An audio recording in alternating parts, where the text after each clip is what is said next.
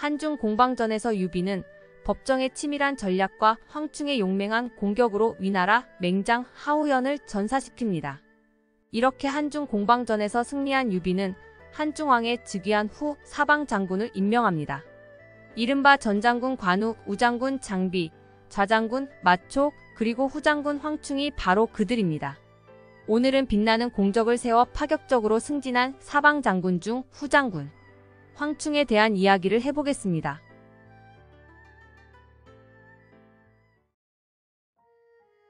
황충은 형주 남양군 사람으로 자는 한승입니다. 형주목 유표가 그를 중랑장으로 삼고 조카 유반을 보좌하게 했습니다. 유반은 유연을 수비하면서 강동 쪽으로 영역 확장을 꾀했고, 유반을 경계한 송권은 태사자를 배치해 수비하게 했습니다. 태사자가 건창도위에 부임한 연도는 202년입니다. 일단 이 연도 그리고 황충이 역임했던 관직인 중랑장을 잘 기억해놓기 바랍니다. 황충은 이렇게 유반과 함께 유연을 수비하다가 유종이 조조에게 항복한 후 조조에게 임시로 비장군직을 받고 장사태수 한현 밑에서 일하게 됩니다.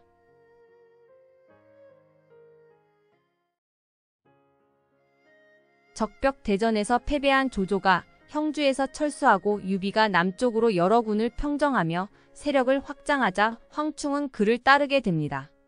합류 과정에서 관우와의 일기토 일화가 잘 알려져 있는데 이는 연희에서 창작된 내용입니다. 황충은 유비의 입촉 과정에서 많은 공을 세우게 됩니다. 유비는 관우, 조운, 제갈량을 모두 형주에 남겨두고 촉으로 들어갑니다.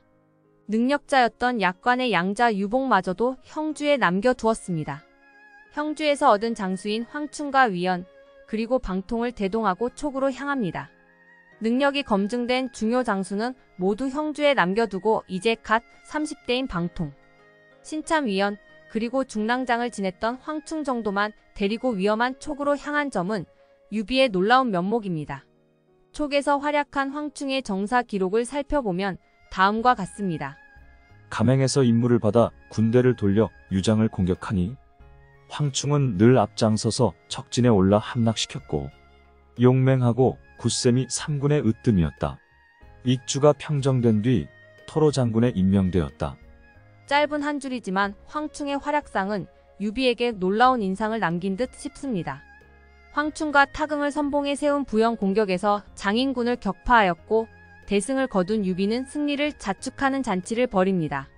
황충은 이렇게 본인의 능력을 선보이며 관우, 장비와 맞먹는 유능한 대 장감으로 발돋움하게 됩니다.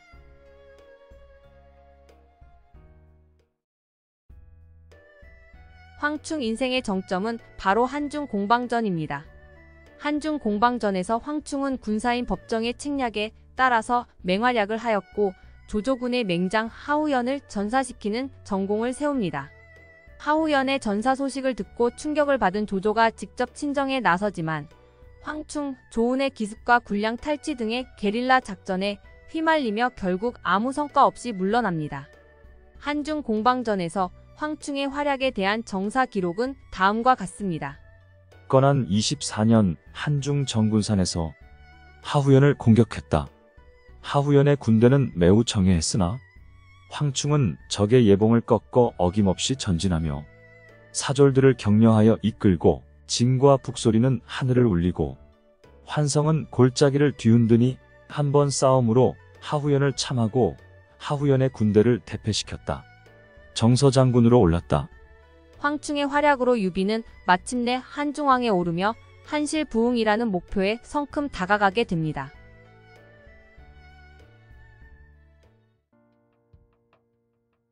전장군 관우, 후장군 황충, 좌장군 마초, 우장군 장비, 그리고 입군장군직의 조운을 합쳐서 5대 장군이라고 부릅니다. 그러나 5대장군은 실제 정사에서는 없었던 칭호입니다. 정사에서는 조운이 빠진 사방장군의 임명 기록만 남아 있습니다. 4명의 사방장군과 조운의 열전을 더해 촉서 관장 마왕 조전의 한 권을 구성했으며 후일 나관중이 여기에서 차관해 5대장군이라는 가상의 칭호를 부여한 것으로 보입니다. 다시 사방장군을 임명한 시점으로 돌아가 기록을 살펴보겠습니다. 선주가 한중왕이 되자 그는 비실을 형주로 보내 관우를 전장군으로 임명했는데, 관우는 황충이 후장군으로 임명되었다는 말을 듣고는 격분하였다. 대장부는 평생 노병과 같은 대열에 있지 않는다. 라고 말하며 그는 그에게 제수되었던 관직을 거부하였다.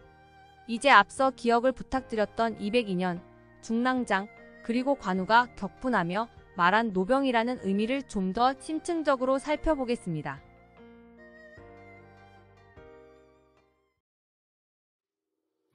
삼국지에서 황충을 대표하는 이미지는 아마도 노익장일 것입니다.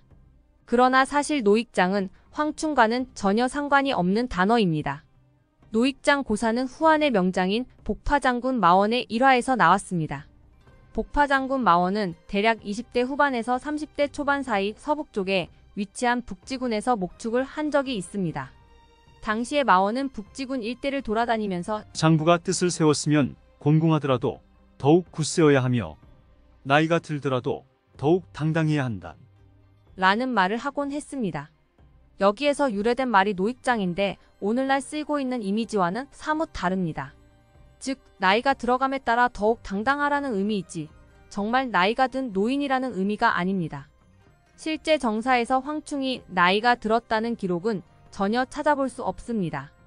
비시전에서 관우가 격분하며 말한 대장부는 평생 노병과 같은 대열에 있지 않는다. 그가 유일한 기록인데 이게 과연 정말로 황충이 늙었다는 의미인 것인지 의심이 갑니다. 정황상 쓸모없는 병사라는 의미로 보이며 반평생을 유비와 함께 동고동락한 자신과 파격 승진한 황충이 동급이 된 것에 대한 시기, 질투로 해석함이 마땅하겠습니다. 즉 황충은 생각했던 것만큼 그리 늙은 무장이 아닐 수도 있지 않을까요? 그럼 황충의 나이는 대략 어느 정도일까요? 단서는 202년에 중랑장의 직위에 있었다는 사실에서 엿볼 수 있습니다. 중랑장은 장군보다는 낮은 직위로 호위대의 대장 정도의 역할을 맡습니다. 20대에 오르기는 힘든 직위이기 때문에 202년 당시 황충은 아마도 30대일 것으로 추정이 됩니다. 그러면 한중 공방전 당시 황충의 나이는 적게는 40대 후반, 많게는 50대 중반까지도 생각해 볼 수 있습니다. 관우와 동년배 내지는 10살까지도 적게 볼 수 있습니다. 예를 중시했던 관우가 자기보다도 어렸던 애송이, 황충이 자신과 동급의 직위가 된 것에 격분한 것으로 봐야 타당하지 않을까 생각이 됩니다. 황충이 유비와 합류할 당시에 이미 노장이었다면 입촉 과정과 한중에서의 놀라운 활약상을 도저히 설명할 수가 없습니다.